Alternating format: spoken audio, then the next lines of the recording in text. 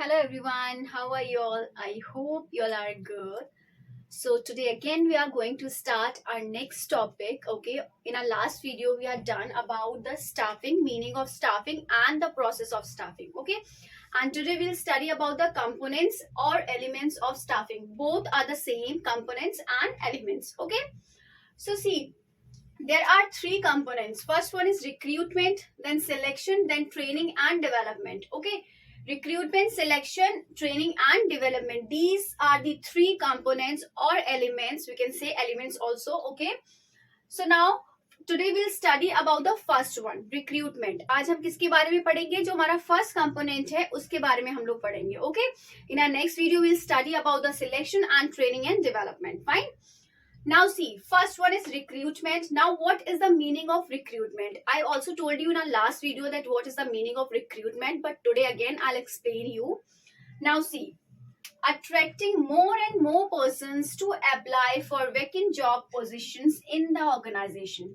मतलब इसका क्या हुआ कि जो लोग हैं वहां पर, जैसे कि हम किसी कंपनी में जॉब करते हैं तो क्या ऐसे ही जॉब करते हैं? नहीं, उसका एक बहुत ज्यादा लंबा प्रोसेस होता है, बहुत सारी चीजें होती हैं कंपनी की तरफ से भी, और हमारी जो एम्प्लॉयज है उसको भी बहुत सारी चीजें फॉलो करनी पड़ती हैं. ओके, तभी जाके क्या होता है, सिलेक्शन होता है, बहुत सारी चीजें होती हैं उसके बाद. फाइन. अब recruitment is the first step. सबसे पहले क्या होता है, रिक्रूटमेंट होता है कंपनी की तरफ से, जिसमें बहुत सारी एम्प्लॉयज को इन्विटेशन दिया जाता है. मतलब बैनर जो भी होते हैं, जो भी चीजें होती है वो लगा दी जाती हैं बाहर, और रिक्रूटमेंट दिया जाता है उनको, जिससे कि जो हमारी कंपनी की वेकेंट पोजीशंस हैं वो क्या हो जाए, फिल हो पाए. फाइन. इसीलिए क्या करते हैं लोग, रिक्रूटमेंट करते हैं. और recruitment is a positive process, क्योंकि इसमें क्या होता है, बहुत सारे लोगों को चांस मिलता है. हमारी ऑर्गेनाइजेशन जो भी कंपनी है, जहां भी हम लोग मतलब जिसके लिए भी हम एडवर्टाइज कर रहे हैं, ये सारी चीजें कर रहे हैं वो. ठीक है. Now I hope you all understood the meaning of recruitment. Now there are some sources of recruitment. Two sources we have mainly, internal sources and external sources. Now internal, you all know the meaning. If you are doing study about the business studies in 11th class, also you have studied about the internal external many times. Okay, and here also I'm going to explain you about internal and external. Okay, internal means internally, जो हमारी organisation के अंदर अंदर जो लोग हैं उनको हम क्या बोलते हैं, इंटरनल. ठीक है. और एक्सटर्नल का मतलब है बाहर से, outside area. Fine. Now see, internal में हमारे दो तरह के होते हैं. First one is transfer and then second one is promotion. Okay. Now transfer क्या होता है? ट्रांसफर देखिए, जैसे कि आप लोग के फादर या जो भी होंगे घर में, किसी की पोजीशन अगर गवर्नमेंट जॉब में या फिर किसी ऑर्गेनाइजेशन में जॉब करते हैं, किसी कंपनी में, तो वहां क्या ट्रांसफर होते हैं. ठीक है. बहुत सारी जगह से क्या हो जाता है, एक जगह से दूसरी जगह ट्रांसफर कर दिया. जैसे कि हम बरेली का ही ले, अगर किसी के पेरेंट्स बैंक में या किसी भी चीज में जॉब कर रहे हैं, मान लीजिए यहाँ राजेंद्र नगर ब्रांच है. ठीक है. राजेंद्र नगर ब्रांच से क्या हो गया, शामतगंज ब्रांच में उनका क्या हो गया, ट्रांसफर हो गया. ठीक है. तो उसी चीज को हम बोलते हैं ट्रांसफर. लेकिन ट्रांसफर में क्या होता है, पोजीशन वही रहती है, सैलरी वही रहती है, वेजेस जो भी होते हैं वही रहते हैं. Only place is change. ठीक है. ओनली क्या होता है, प्लेस चेंज हो जाती है, बाकी all the things are same, all the things remain same. Fine. कोई भी चीज चेंज नहीं होती है. And next one is promotion. Now what is promotion? I hope you all know about the meaning of this word. ठीक है. Promotion का मतलब क्या होता है, एक पोजीशन से दूसरी पोजीशन पे जाना. ठीक है. ये हॉरिजॉन्टली होता है, मींस इसका सिर्फ ट्रांसफर होता है. This work it works horizontally. ठीक है. And it works vertically, means आपको इस पोजीशन से लेकर ऊपर वाली पोजीशन पे दे दिया है. ठीक है. अब यहाँ पर क्या होता है, यहाँ आपकी पोजीशन चेंज होगी, यहाँ आपकी सैलरी भी चेंज होगी. ठीक है. आपकी पोस्ट चेंज हो जाएगी, आपकी पोजीशन चेंज हो जाएगी. ठीक है. But place will remain same. अब इंटरनल में ये दोनों क्यों आते हैं, ट्रांसफर एंड प्रमोशन? क्योंकि ये दोनों क्या है, ऑर्गेनाइजेशन के ऑलरेडी एक पार्ट है, और ऑर्गेनाइजेशन में पहले से ही काम कर रहे थे. ऐसा तो नहीं हमने कि बाहर से बुलाया, इनको बाहर से मंगाया है, तब जाके हमने इनका ट्रांसफर किया या फिर प्रमोशन किया, नहीं ना. ठीक है. तो इसीलिए ये दोनों किस में आते हैं, इंटरनल में. Fine. Now next one is external. There are so many points in external. See, first one is direct recruitment. Direct recruitment क्या होता है, जैसे कि मैंने आपको बताया था कि डायरेक्टली क्या करते हैं लोग, रिक्रूटमेंट करते हैं, मतलब बैनर वगैरह लगा देते हैं बाहर, और वो उसके लिए क्या करते हैं, एम्प्लॉयज रीड करते हैं उस चीज को और रिक्रूटमेंट इनका हो जाता है स्टार्ट, ठीक है।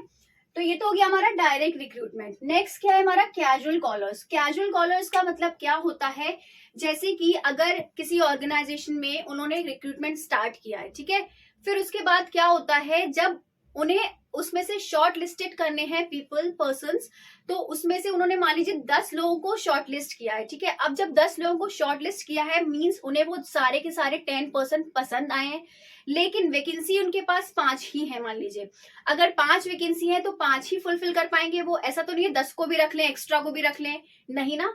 तो वो क्या करेंगे, जो 5 है वो तो सिलेक्ट हो ही गए, लेकिन जो 5 रह गए हैं उनको वो उनका जो रेज्यूमे है, जो भी चीजें हैं वो संभाल कर रखेंगे, जिससे next time if they need anyone then they can call them, fine. तो उन्हें क्या बोलते हैं हम, कैजुअल कॉलर्स।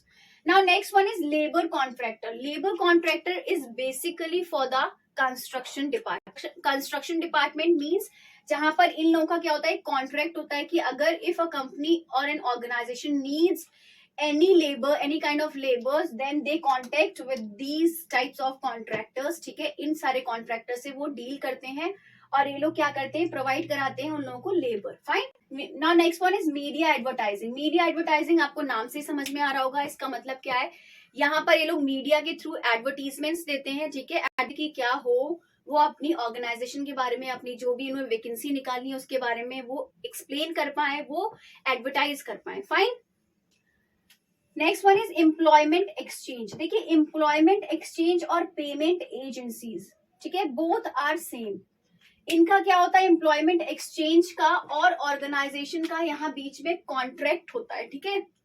जैसे कि अगर ऑर्गेनाइजेशन को एम्प्लॉयज चाहिए तो वो इंस्पेक्ट करते हैं, ठीक है, तो वो क्या करते हैं, इनसे कांटेक्ट करते हैं। अगर एम्प्लॉयज को जॉब चाहिए तब भी वो इनसे कांटेक्ट करते हैं, तो वो इनको एम्प्लॉयज देते हैं ऑर्गेनाइजेशन को, ठीक है। और एम्प्लॉयज को अगर चाहिए होता है तो एम्प्लॉयज को वो जॉब दिलवाते हैं, ठीक है। So this kind of contract they both have, fine. Now next one is payment agencies. अब इसका भी यही काम होता है कि ये एम्प्लॉयज इन लोगों को प्रोवाइड कराते हैं, जिससे कि क्या हो, इजिली इन लोगों को दिक्कत ना हो, सारी चीजों में खर्चा बच जाए और सारी चीजें क्या हो, इजिली हो जाए। लेकिन there is a main difference, अगर गवर्नमेंट ऑर्गेनाइजेशन है, अगर गवर्नमेंट चीजें हैं, ठीक है, तो वो क्या आएगा, employment exchange. If they are working private then it will come under payment agencies, fine. Now next one is advertising on TV. Advertising on TV का मतलब पता ही आपको कि एडवर्टीजमेंट देते हैं, टीवी पर दे देंगे एडवर्टीजमेंट, तो उसके थ्रू क्या हो जाएगा कि वो जो भी उनकी जॉब होगी, पोजीशन होगी, तो वो उसके लिए क्या करेंगे, लोग अप्लाई कर सकते हैं, fine. Then next one is web publishing. Web publishing का मतलब आपको पता ही है, ठीक है, कि ये लोग क्या करते हैं, इंटरनेट के थ्रू मतलब जॉब्स की, पोजीशंस की, जैसे कि बहुत सारी आप लोगों ने देखा होगा और एप्स आती हैं, ठीक है, जॉब की, जैसे naukri.com हो गया, या बहुत सारी अलग अलग तरीके की मतलब एप्स होती हैं जिसके थ्रू वो लोग क्या करते हैं, जॉब ले सकते हैं, fine. And next one is campus recruitment. Campus recruitment क्या होगा, आपके जैसे कि बड़े भाई या बहन जिसने भी किया होगा कुछ भी BTech like this kind of course, अगर तो उसमें क्या होगा कि कैंपस से रिक्रूटमेंट होता है, प्लेसमेंट्स मिलती हैं लोगों को। आपने सुना होगा कि आप ये वाला अगर कोर्स हमारे यहाँ से करेंगे तो आपको प्लेसमेंट मिलेगी, फाइन। तो वो चीजें क्या होती हैं, वो वही चीजें होती हैं जैसे कि जो हमारा कॉलेज होता है वो बड़ी बड़ी कंपनियों को बुलाता है, बड़ी बड़ी कंपनियां कॉलेज में आती हैं और वो अच्छे अच्छे बच्चों का, जिसकी भी परसेंटेज के according to their knowledge select करते हैं बच्चों को फॉर द प्लेसमेंट। तो वही सारा क्या होता है, कैंपस रिक्रूटमेंट होता है वो, ठीक है।